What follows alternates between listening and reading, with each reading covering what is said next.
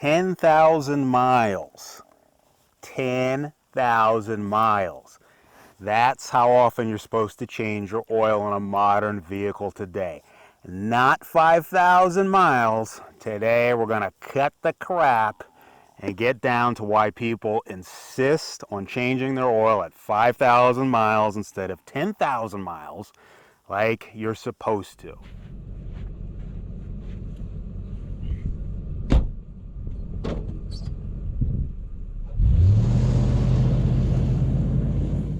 People are dumb and afraid of everything is the famous quote by Sylvain Neuillet, the French-Canadian novelist.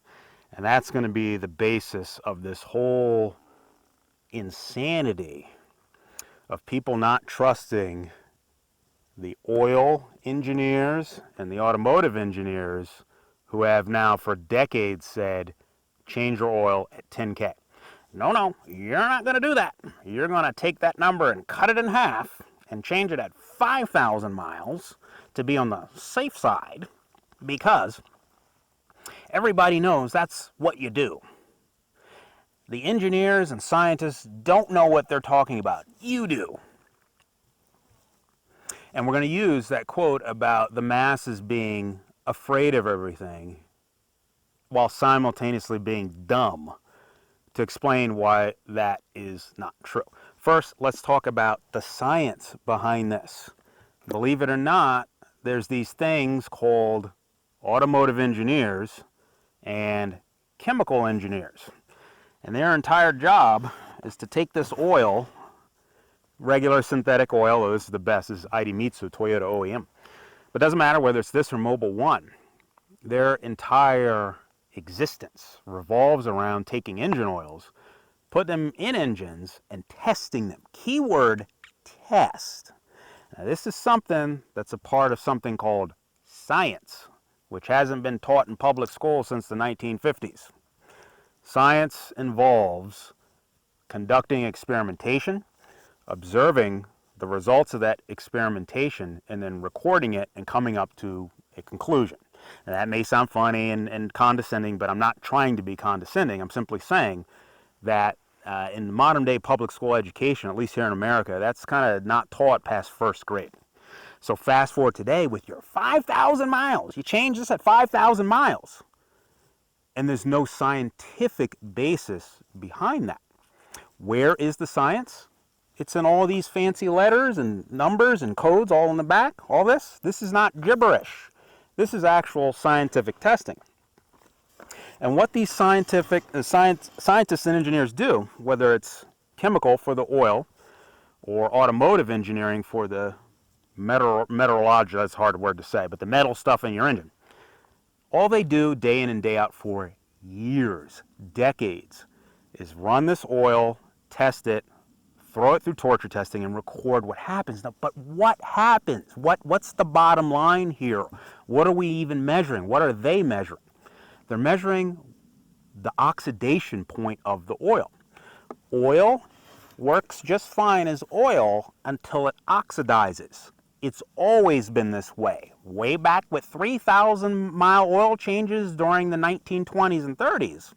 The scientists back then were measuring when does the oil oxidize. Once it oxidizes, it's done. It's no longer oil, it no longer protects, and it starts doing weird chemical reactions, and it makes what we know as sludge and varnish and all that bad stuff that kills your engine. So that's the end point, is when it oxidizes. Imagine this is a high-performance engine. Put in an ordinary mineral motor oil. Imagine this is an identical engine. Put in Mobil 1 synthetic motor oil. Start them up. Now, temperatures in some parts of your engine could reach 295 degrees centigrade if driven to extremes. But when you see that eventually something like this can happen to ordinary mineral oil, the case for Mobil 1 is pretty clear. And guess what? It can be measured. It can be observed. It can be recorded.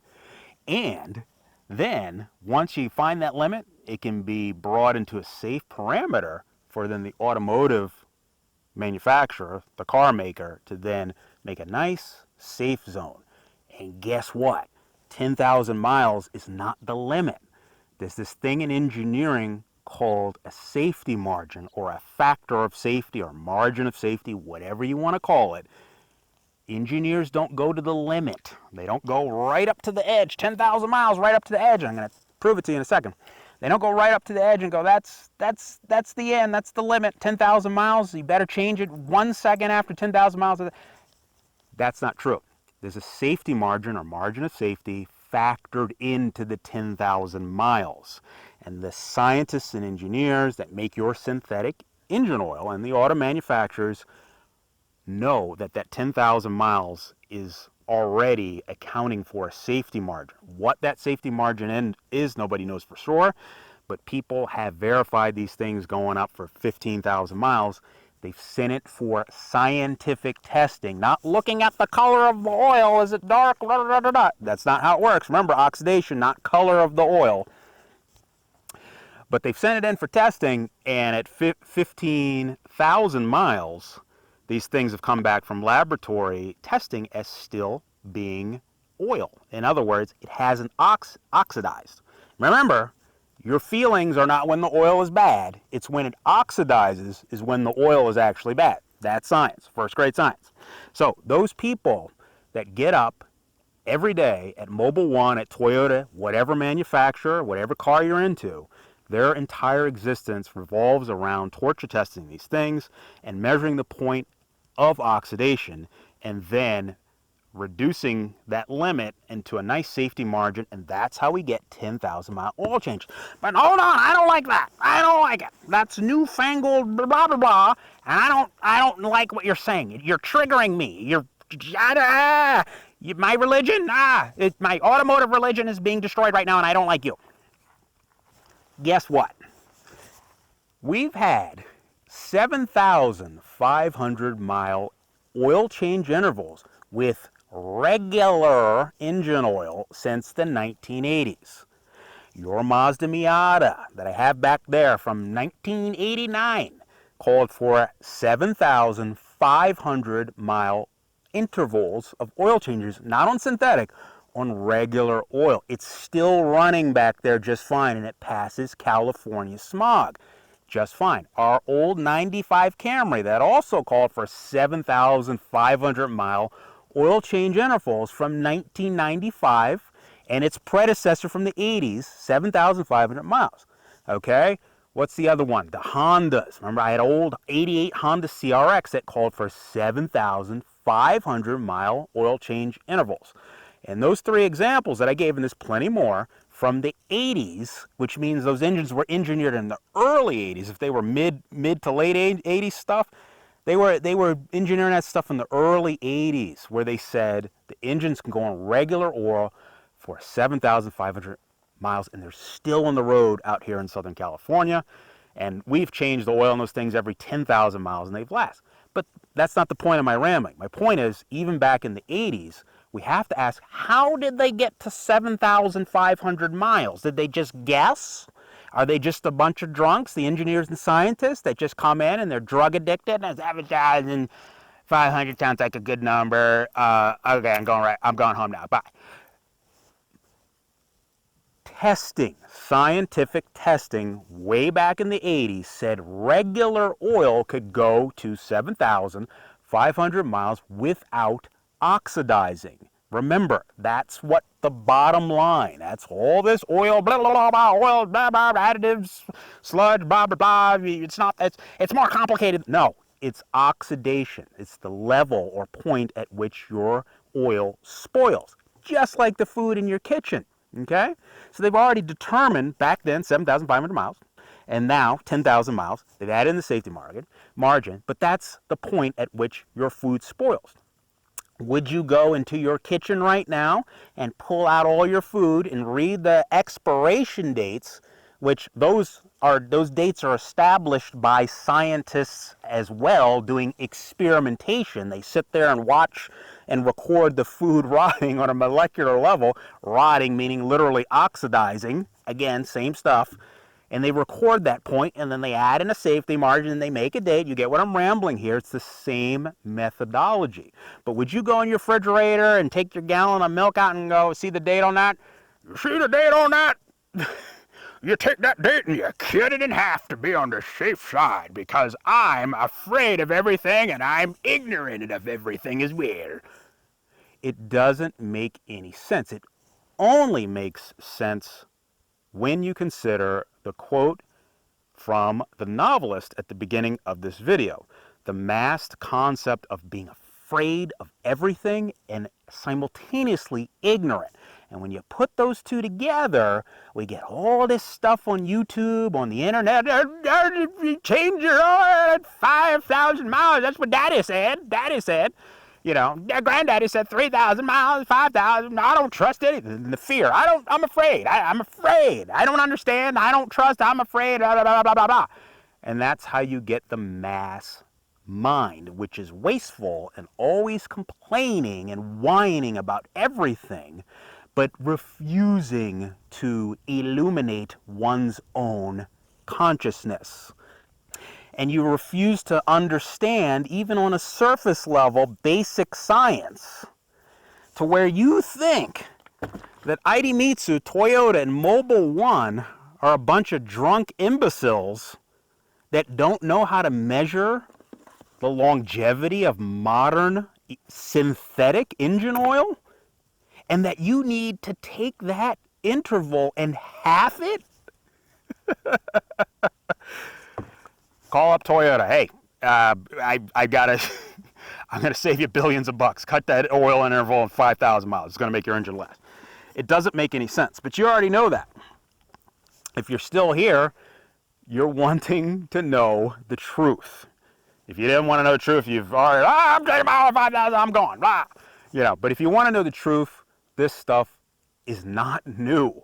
My old 1984 Honda something motorcycle called for 7,500 oil changes on regular oils way back then. Yeah, it was lighter, blah, blah, blah, but the thing redlined at like 1,400 RPMs, and we abused the heck out of it, and it lasts forever. It's not new. The number is not thrown out of the air. The scientists and engineers behind that analyze when the oxidation happens, the oxidation point, the oxidation limit, and that's how all of this works. It's not guesswork.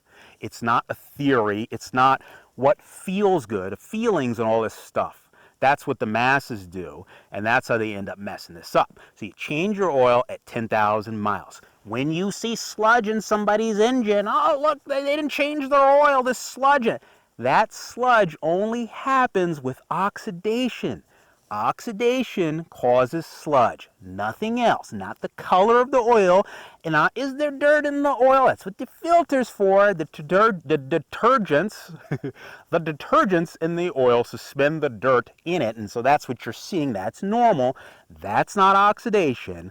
Oxidation is what causes the sludge, and you only get that by going way past that 10,000 miles into who knows what. But once you don't change oil at all, then you get sludge.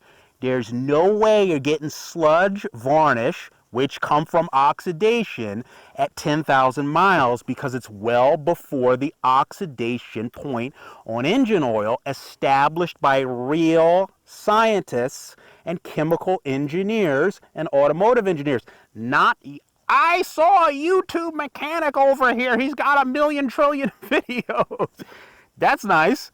The mechanics and techs get all their marching orders from the engineers who actually know what the heck they're talking about, because they've done the scientific studies or research or experimentation for real. Same thing goes with, I saw another YouTuber over there, and they said they were an engineer. Were they an automotive engineer?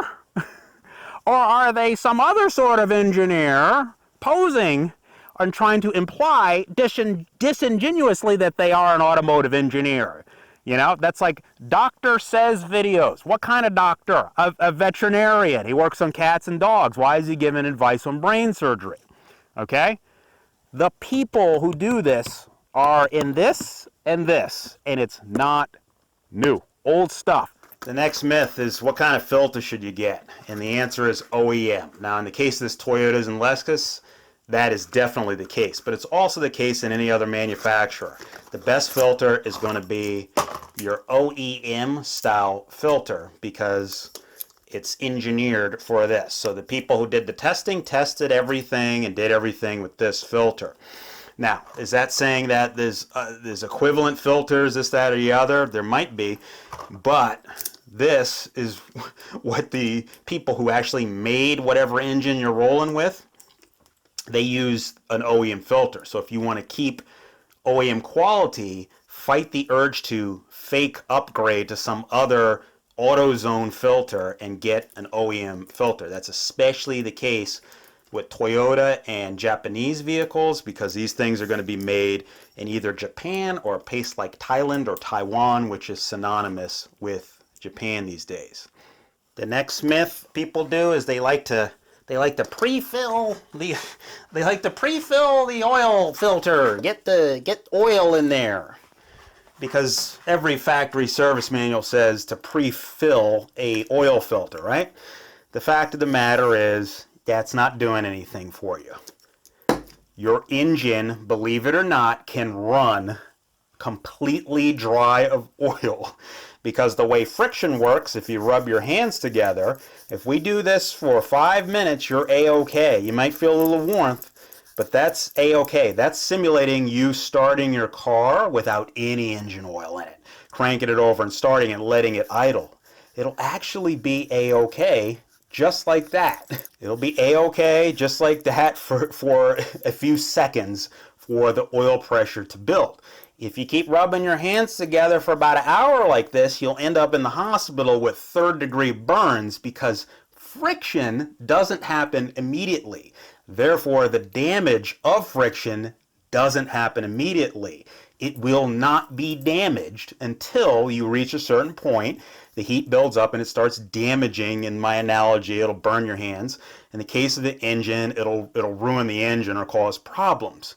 But pre-filling this doesn't do anything. You put this thing on, you start your car, and in the time I just said start your car, the oil pressure is already there, oil is circulating.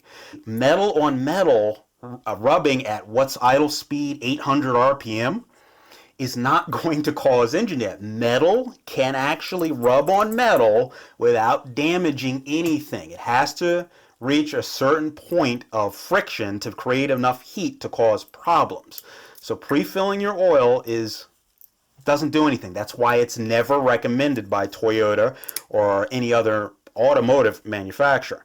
The other thing people do is they always pre-fill the center, which guess what? You just put unfiltered oil where it's going to go out into your engine. So instead of having nothing, you just put a certain amount of unfiltered oil and shot through your engine. They forget to fill the outside holes, but none of this matters anyway because, as I just said, the short amount of time to build oil pressure is instantaneous, virtually instantaneous.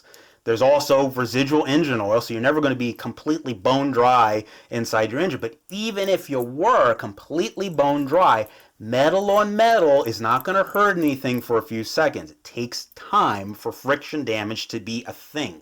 All right, lastly, we're going to give some respect to the engineers. I know this is 2024. I know we got the internet, Google, Reddit, YouTube, and whatever AI comes up when you search Google for any information, and it becomes a popularity contest. Who's got the most Reddit posts? Who's got the YouTube channel with the most views or most subs?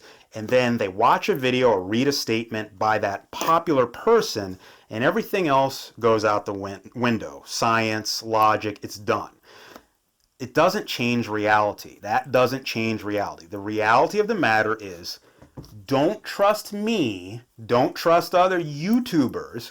Instead, trust someone, meaning the people who actually do the work, who actually day in and day out thrash on this oil and design these filters and actually verifiably test them.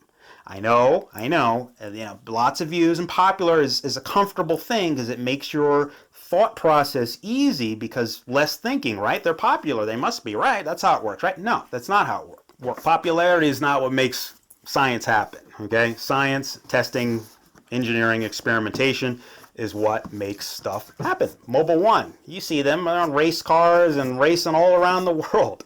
They just have a permanent attachment of scientists always testing and analyzing the oil after the races, this, that, and the other. It's a constant, day in and day out, probably 24/7 scientific feedback loop about what's going on in the real world. There's no YouTuber mechanic or YouTuber engineer or YouTuber popular person that can match that scientific power. And yes, Toyota, Mobil 1, they know what mechanics are too. They know what technicians, because they train those technicians. They already have, in addition to their scientists and engineers, they have mechanics too. So you trust in who's actually doing the real work. Your car engine doesn't care about your feelings. Your car engine cares about when your engine oil oxidizes. That's the bottom line here, and that's the science behind today's video. The people in charge of determining when your engine oil oxidizes are very real, they're disciplined, they're dedicated, and they don't spend a few hours on the topic. Instead, day in and day out, they spend decades on this topic. Furthermore, the experience within the chemical engineering industry or field goes back decades. ExxonMobil is not new. You saw the B-roll of the old ExxonMobil advertisements from the 40s and 50s and 30s and 20s. They've been around forever. Your gasoline that you put in your car to drive, that's ExxonMobil. They are multi-billion dollars invested in oil science. And the same thing holds true with ExxonMobil synthetic engine oil. They're not new to the game, and you have to take that into consideration when you have to weigh, who am I going to trust here? Am I going to trust YouTube over here, including me? Or are you going to think and go, who does the actual testing, and are they actually credible? And by giving you some historical context today of how old ExxonMobil is, how many scientists they have, how long we've had 7,500 mile regular non-synthetic oil change intervals, and those engines did just fine. I hope that context brings you into reality and out of this world of fear and not trusting scientists that we know are real, that have tested these things decades ago to easily and safely go to 10,000 miles without oxidizing. The scientists, you've seen the B-roll again earlier in the video of the various scientists in lab coats. That might seem foreign to you, like it's a bunch of actors, like I just grabbed some B-roll of actors. No, those are real, actual scientists. I know it looks weird and corny and like something out of a movie to see, them looking at beakers and analyzing things, but yes, that's what ExxonMobil does. That's what Idemitsu does. That's what Toyota, Ford, Chevy, and everybody else does. They have scientists, not just a few scientists, but thousands of scientists that actually determine the truth of the matter. And so if there's any takeaway today, I want you to consider where these numbers come from. Where on earth does 10,000 miles for synthetic oil even come from? How did real people get to that conclusion? And once you understand that those people understand that the limit of oil is the oxidation point, and their goal is to maximize the chemical makeup and the additives within their engine oil to be well within that oxidative state or window, when you understand that that's their whole goal and that they've already implemented a safety margin, you're going to realize that there's nothing to be afraid of. Yes, there are 12,000 mile Mobil 1 synthetic oils. Yes, they work. There's 15,000-mile Mobil 1 synthetic oils. Yes, they work. Both ends, the R&D, have been verified by scientists, that end, and then the other end, after people run them through their cars and they send them to places like Blackstone independent oil analysis laboratories to check, to double check, hey, is this working? They say, yes, it's working too. So at this point, there's just too much logic. I'm spitting right now. And you got to realize that you're going to be in two camps. You're going to go with the logical science side, or you're just going to be afraid